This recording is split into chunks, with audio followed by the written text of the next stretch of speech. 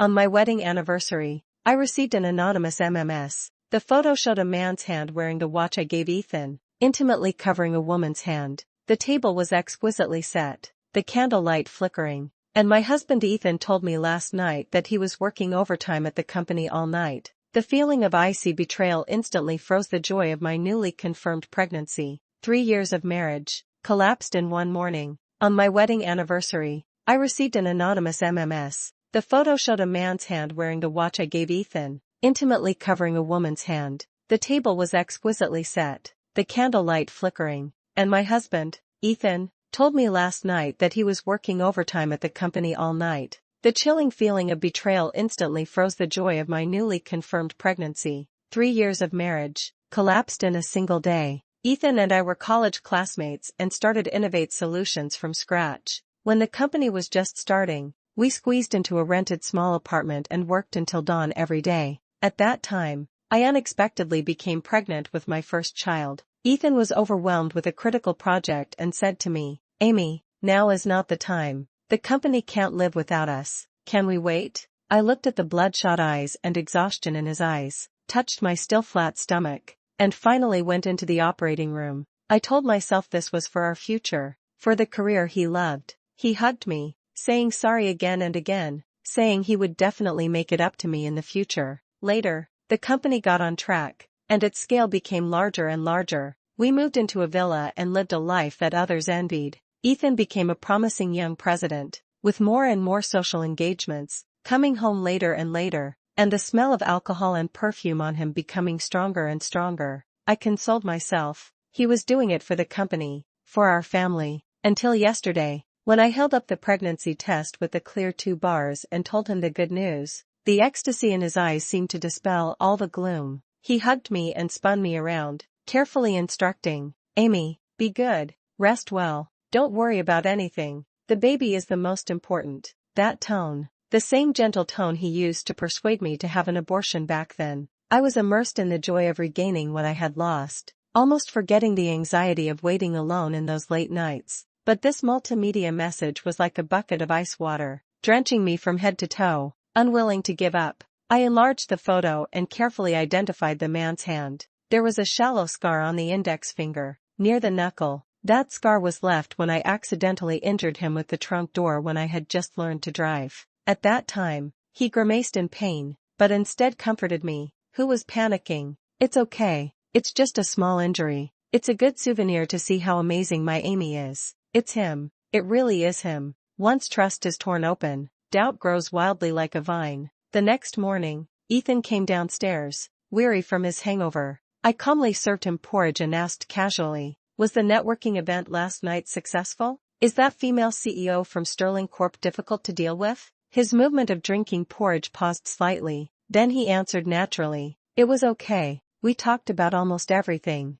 You know, in the business world, women are sometimes more difficult to deal with than men." He even smiled, as if last night was really just an ordinary business networking event. I lowered my eyes, hiding the coldness in them, and smiled in cooperation. "You've worked hard, but my heart was already ice cold." He's lying. The candlelight dinner in the photo doesn't look like a business meal at all. What's more, that woman's hand was young, delicate, with nails painted in flamboyant bright pink. It was definitely not the hand of the rumored Sterling Corp's female CEO, who was nearly 50 and efficient in her work. A few days later, it was the day of the scheduled prenatal checkup. I carefully asked, "Ethan, can you come to the hospital with me today? It's the first prenatal checkup, and I'd like you to be there." He was putting on his suit jacket, and frowned when he heard this. "Amy, there's an important board meeting today. I really can't get away. I can have the driver take you, or I can have my secretary accompany you."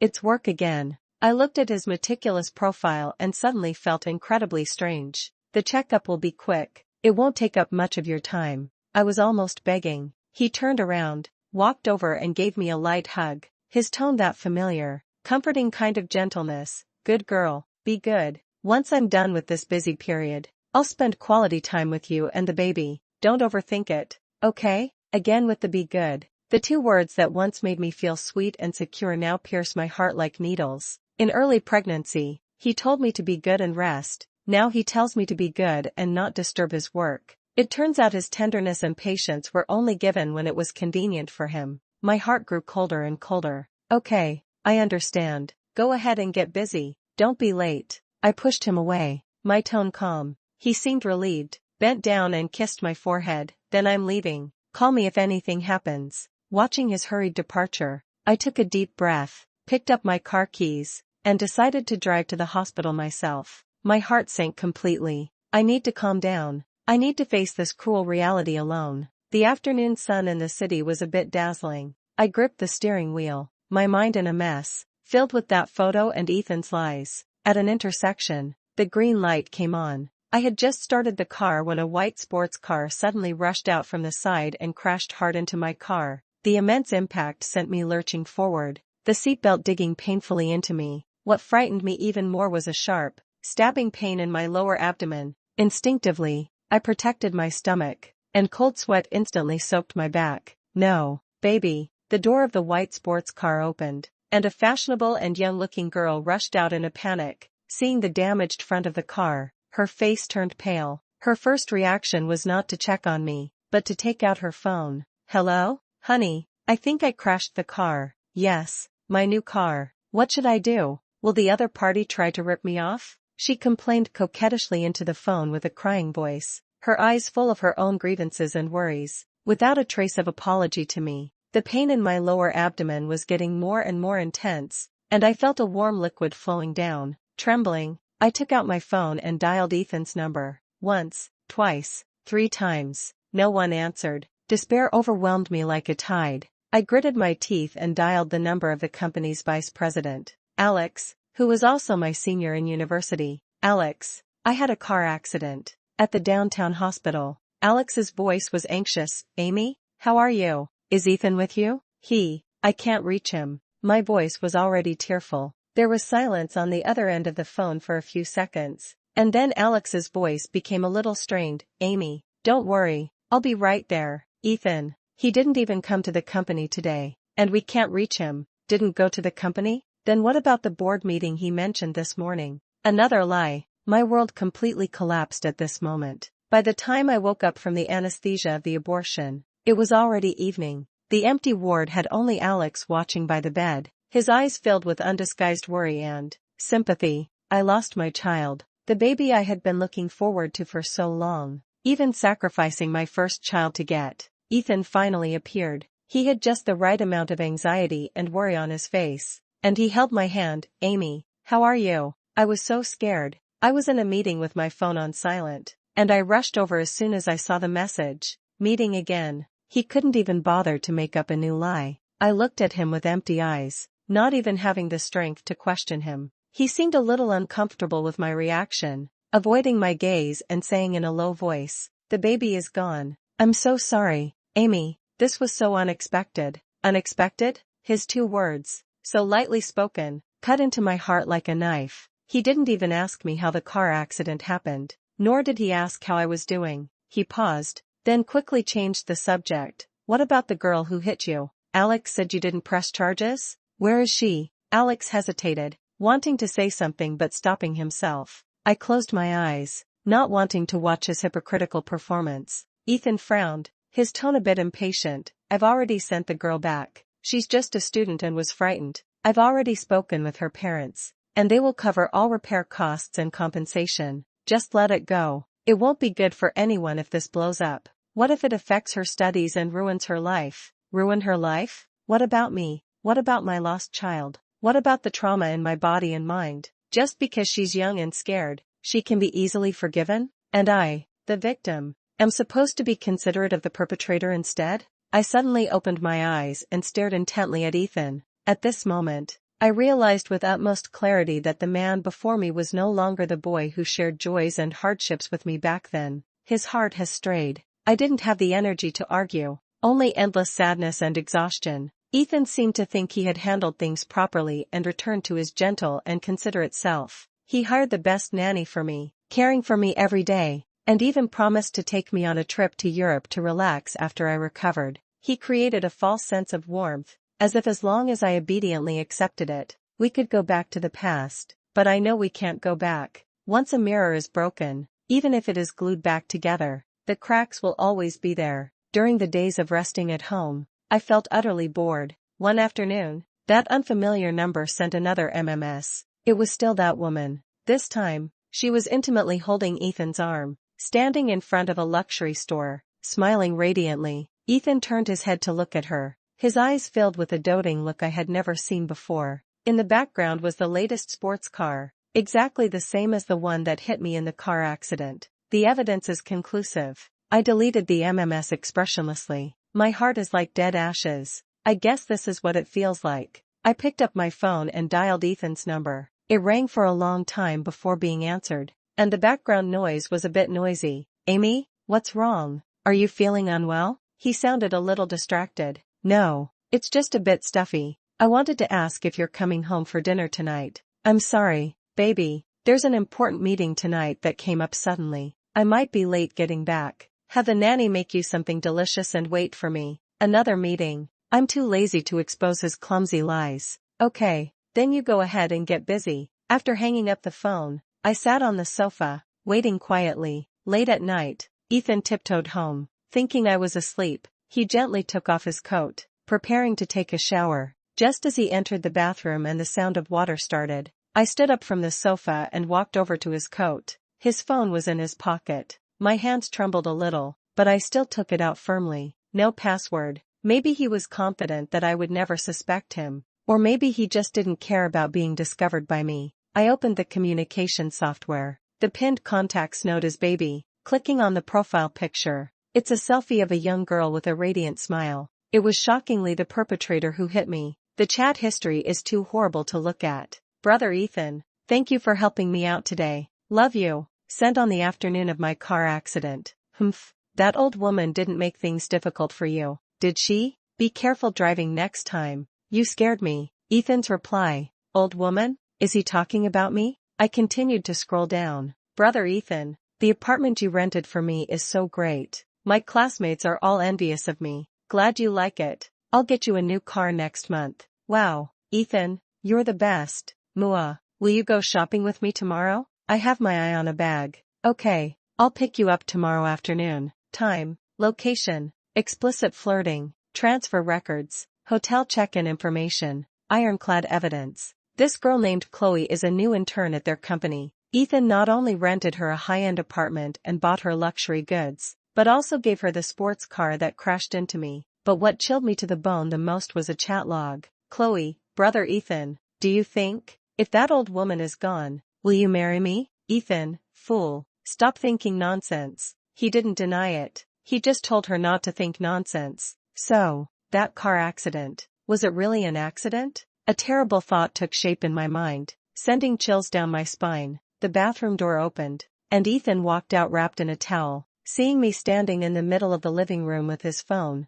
the relaxed and contented look on his face instantly disappeared, replaced by a hint of panic and annoyance. Amy, what are you doing? I raised my head to meet his gaze, my voice terrifyingly calm. Ethan, do you love me? He froze for a moment, then walked over and tried to hug me, his tone with perfunctory gentleness. Of course I love you. Why do you ask that suddenly? I took a step back, avoiding his touch. Do you love me, or do you love her? I held up my phone, the screen facing those disgusting chat logs. Ethan's face completely changed. He tried to snatch the phone, but I dodged him. Amy, let me explain. Explain? I sneered. Explain how you and your intern darling arranged in /accident /for this /old woman that is me? My voice wasn't loud, but it carried immense weight, hitting his heart hard. The blood drained from his face instantly, his eyes filled with shock and disbelief. Perhaps he didn't expect that I would suspect the truth about the car accident. Perhaps he didn't expect that I, who had always been gentle and tolerant, would tear off his hypocritical mask so directly. At that moment, looking at his pale and flustered face, the last trace of attachment in my heart disappeared completely. The horn of counterattack is officially sounded at this moment. I ignored his excuses and attempts to salvage the situation, and went straight back to the bedroom, locking the door. I need to make a plan. I turned on the computer and searched for Chloe's social media accounts. Soon, I found her on ConnectSphere. Her homepage was filled with photos showing off wealth and affection, the latest bags, dinners at high-end restaurants, romantic seaside vacations. There was also a post she made on her birthday. Thank you, my Ethan, for the glass bracelet. I love it. I hope we'll be together forever. The picture is a selfie of her wearing the bracelet, her smile sweet and dazzling. That glass bracelet was a couple's item that Ethan and I bought for 50 yuan from a roadside stall when we first started our business.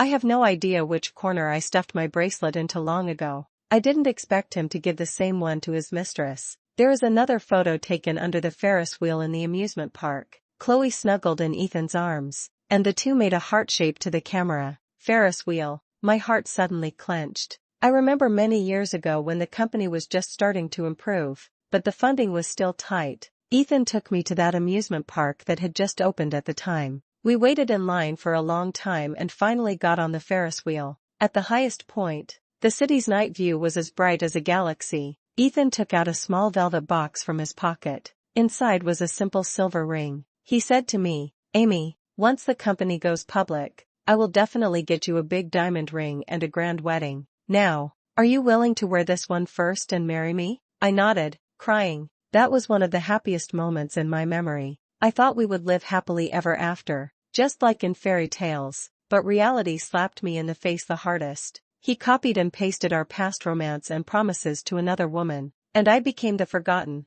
abandoned background. Anger and pain gnaw at my heart like venomous snakes. I turned off the computer and forced myself to calm down. Tears solve nothing. I will take back everything that belongs to me. The next day, I ate breakfast calmly as usual, watching Ethan's hesitant and restless demeanor. I picked up my phone and dialed his number. He was right in front of me, and his phone rang abruptly. He hurriedly hung up and looked at me. I said to the phone, "Ethan, I'm feeling a bit unwell. Can you come home from work early today to be with me?" His eyes flickered, and he ultimately chose to lie. "Sorry, Amy, there's an urgent meeting today. It might be very late. You go ahead and get busy." I calmly hung up the phone, watching a look of relief flash across his face. Urgent meeting? I know where he's going. I didn't finish breakfast, got up, and went back to my room to change clothes. I grabbed my car keys and bag and went straight out the door. The nanny asked me where I was going, and I just said I was going for a walk. My destination was clear, Chloe's university.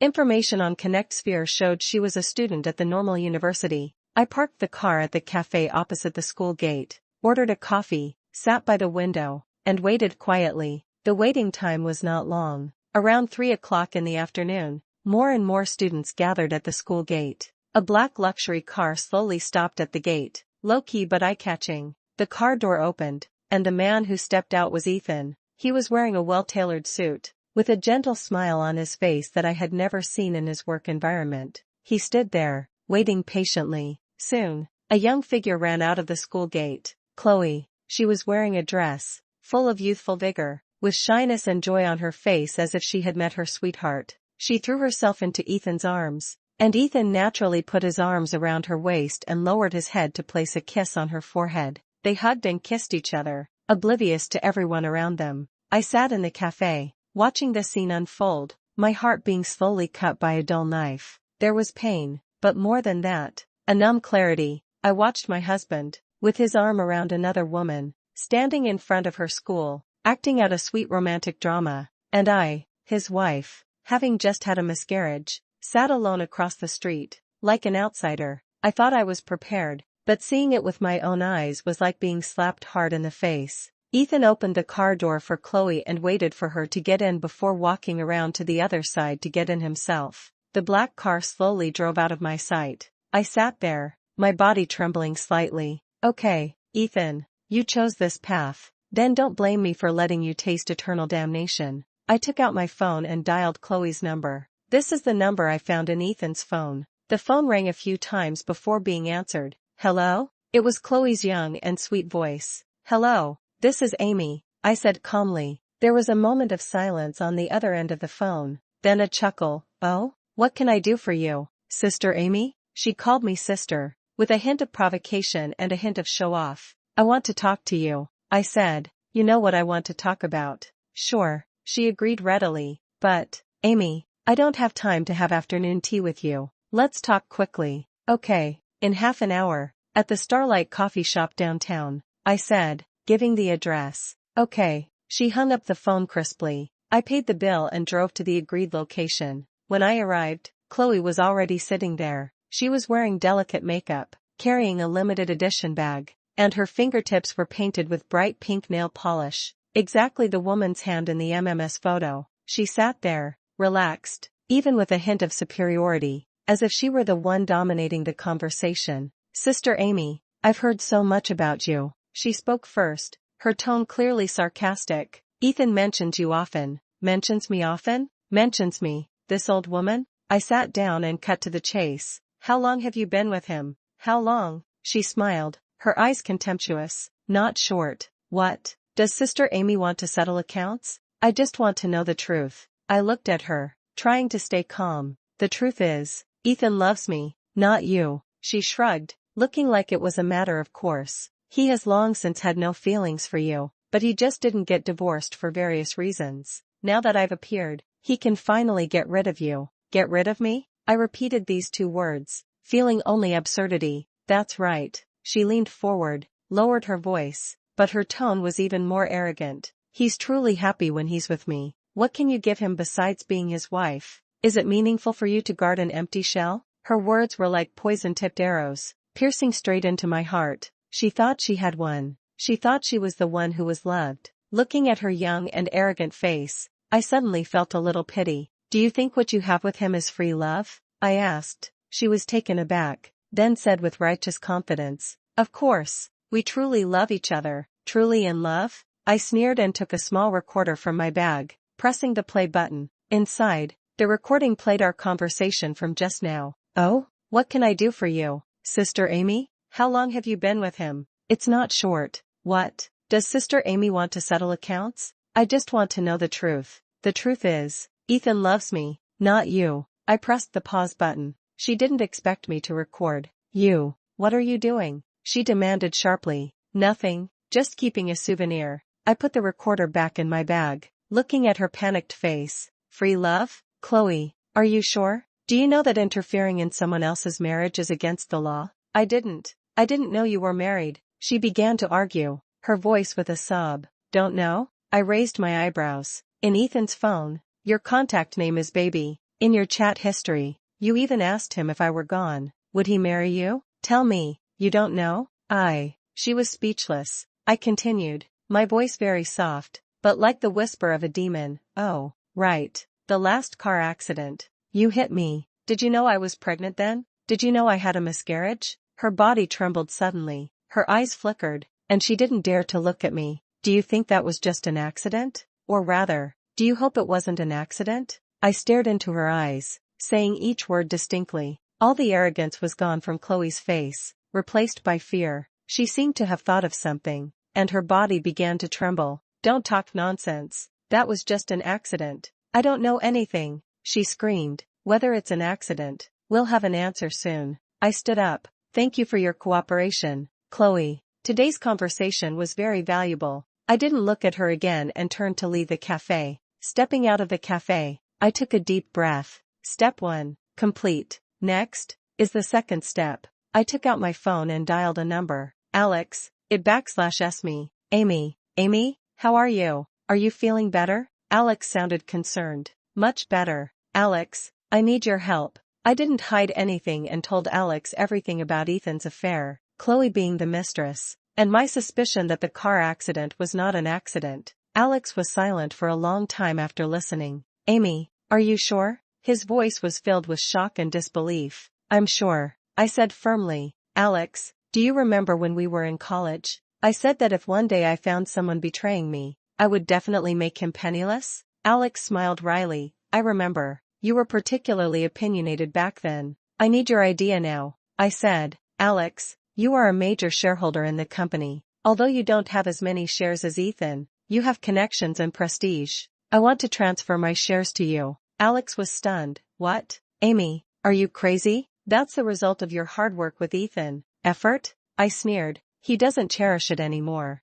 "Alex, I'll give you the shares, but on one condition, help me pull Ethan down from the president's position." Alex was silent. He knew what Innovate Solutions meant to me. It wasn't just a company, it was what I had exchanged for my youth, sweat, and even a child. "Amy, have you thought it through?" "I've thought it through." My tone was calm, but with an unquestionable determination. "Alex, help me." After a long time, Alex's voice finally sounded, "Okay, Amy, I'll help you." With Alex's promise, my plan began to proceed smoothly. Although Innovate Solutions was founded by Ethan, he introduced many external investors in order to expand, including Alex and some other alumni shareholders. Ethan, relying on the fact that he is the founder and the largest shareholder, has acted arbitrarily and has long aroused the dissatisfaction of some shareholders. With my shares added to his original holdings, Alex became the largest shareholder of the company in one fell swoop. He quickly contacted other shareholders who were dissatisfied with Ethan and united them to convene a board meeting in the shortest possible time.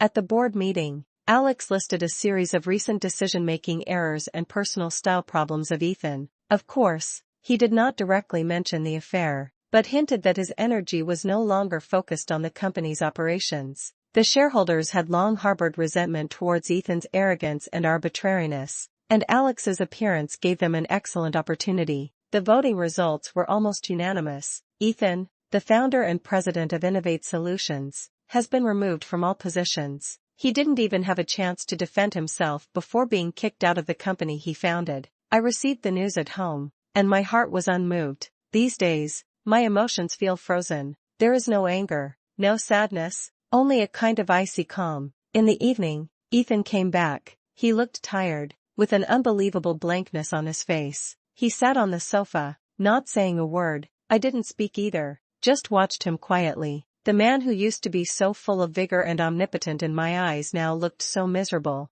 "You knew it all along, didn't you?" he said suddenly, his voice hoarse. He looked up at me, his eyes complex. "Amy, why did you do this to me? How did I treat you?" I retorted. "Did I cheat on you? Did I ask someone to hit me and cause me to have a miscarriage?" He was speechless. "Is Alex your man?" he asked. "Alex is a shareholder of the company." I corrected him. "He just made the decision that was best for the company." "You destroyed the company just to get back at me?" he suddenly exclaimed. "Destroyed?" I laughed. "Innovate Solutions is doing just fine. It just has a new president. Don't worry, your shares are still there, and your annual dividends won't be less." "I don't want dividends. I want the company. I want my career." He stood up, rushed to me, grabbed my arm. "Amy, can we start over? I'll break up with her. I swear." I shook off his hand and took a step back. "Start over?" I looked at him, my eyes as calm as a stagnant pool of water. "Ethan, do you really think we can go back?" My heart has been dead for a long time.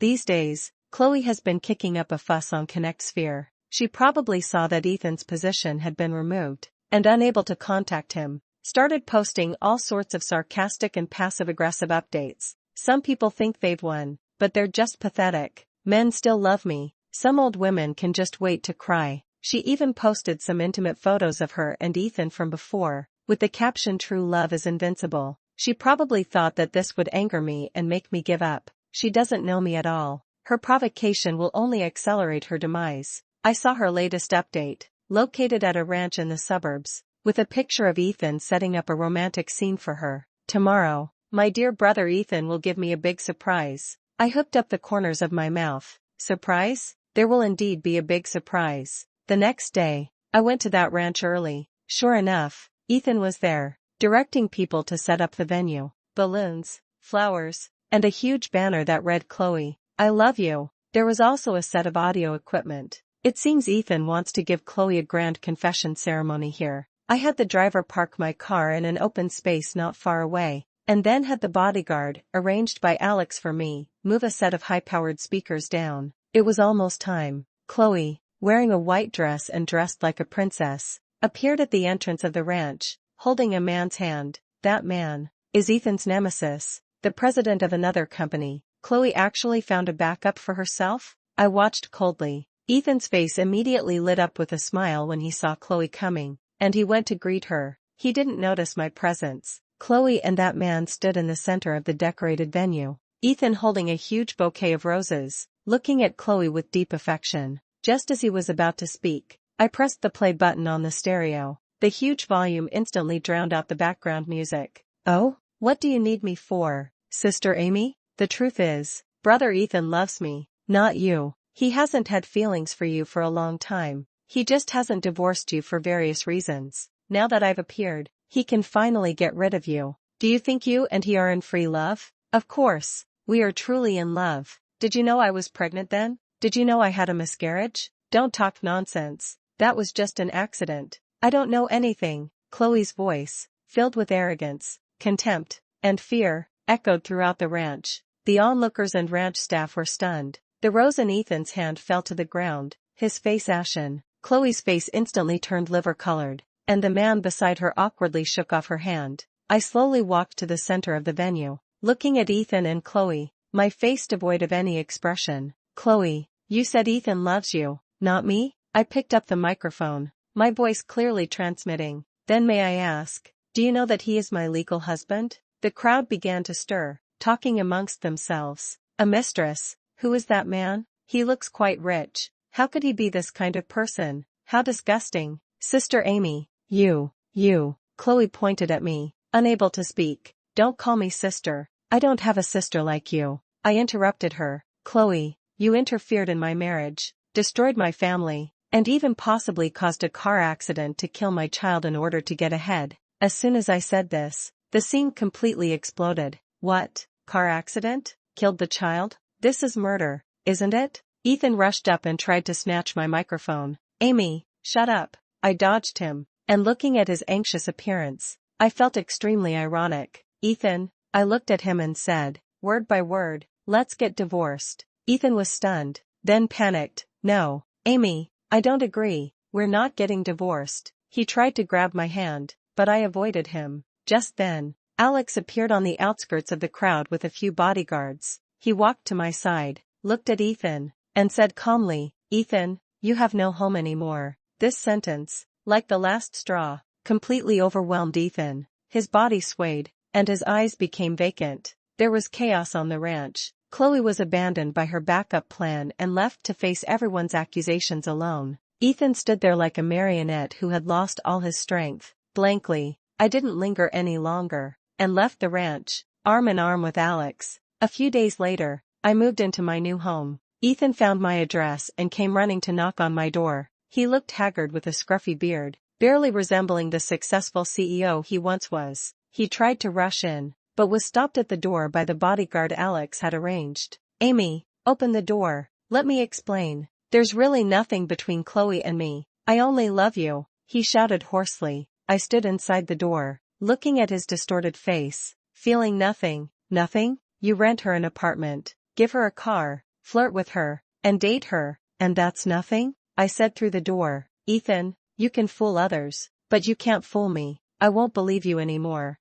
Amy, I was wrong. I really know I was wrong. Forgive me just this once, okay? For the sake of our many years of relationship, he pleaded. Many years of relationship? Back then, I had my first child aborted for his career, and he turned around and had an affair with another woman. I'm pregnant, and he's busy dating his mistress, even condoning her causing a car accident that killed my child. This is what he calls years of affection? I sneered. Affection? Ethan, do you deserve to talk about affection? Amy, are you with Alex? Is that why you're treating me like this? He suddenly changed his tone, with a hint of jealousy and anger. I was stunned for a moment, then burst out laughing. That /s right. I deliberately raised my voice. Alex and I are together. He /s younger than you, more handsome than you, more considerate than you, and most importantly, he won't treat his wife like an idiot and mess around outside like you do. I saw the expression on his face change from shock to anger,